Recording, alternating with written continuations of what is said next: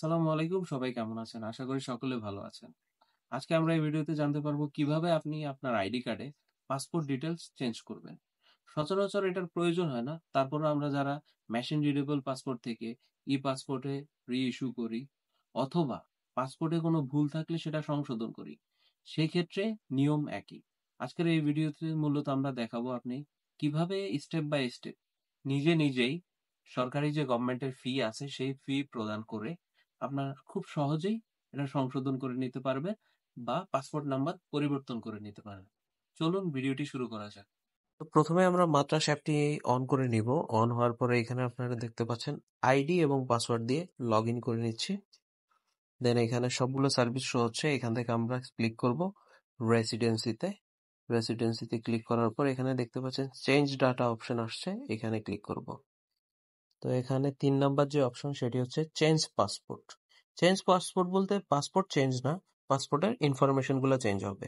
তো কিউআইডি আমরা ইনপুট করার পরে সার্চে দিলেই এখানে অপশন আসবে পাসপোর্ট স্ক্যান করতে অথবা পাসপোর্ট আপনার গ্যালারি থেকে স্ক্যান করা কপি আপলোড দেওয়ার জন্য অপশন আসবে। তো আমরা সিলেক্ট করব upload passport main page from gallery. তো গ্যালারি থেকে আমরা পাসপোর্টটি আপলোড করে দিচ্ছি। পাসপোর্টটি স্ক্যান হয়ে আপনার সকল ডাটা এখানে স্ক্রিনে শো হবে, যেমন passport number, nationality, expiry date, passport nationality এবং পাসপোর্ট ইস্যুড ডেট। তো এটা যদি কোনো কিছু পরিবর্তন করতে হয় সেই ডাটাগুলো চেঞ্জ করে পরিবর্তন করে নেবেন অথবা চেক করে নেবেন যে ডাটাগুলো সঠিক আছে কিনা। এরপরে আমরা নেক্সট দিয়ে দিব। নেক্সট দিলে দেখতে পাচ্ছেন এখানে দেখাচ্ছে পাসপোর্ট আপলোডেড ইজ সাকসেসফুলি।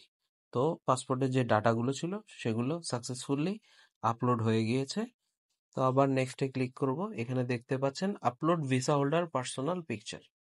তো এখান থেকে আপনার যে ফটো সাইজ দেওয়া আছে ওই সাইজ অনুযায়ী প্লাসে ক্লিক করে আমরা গ্যালারি থেকে ছবি আপলোড দিয়ে দেব। ছবি সাকসেসফুলি আপলোড হয়ে গেলে কাজ শেষ। এরপরে আপনাকে দেখাবে যে টোটাল পেয়েবল অ্যামাউন্ট 120 রিয়াল এবং উপরে আপনার ডেলিভারি অ্যাড্রেস দেওয়া থাকবে। ওই ডেলিভারি অ্যাড্রেস যদি সঠিক না হয় ওইখান থেকে আপনার ডেলিভারি অ্যাড্রেসটি চেঞ্জ করে নিতে পারবেন। মূলত গভর্নমেন্টের ফি 100 রিয়াল, আর 20 রিয়াল যেটা নেবে সেটা হচ্ছে আপনার ডেলিভারি চার্জ। কিউ পোস্টের মাধ্যমে আপনার আইডি কার্ডটি ডেলিভারি হয়ে যাবে। তো আপনি এখানে পেমেন্ট অপশন থেকে ডেবিট কার্ড অথবা ক্রেডিট কার্ড দিয়ে পেমেন্ট করে নিতে পারবেন। আশা করি আপনারা ভিডিওটি দেখে অনেক উপকৃত হয়েছেন।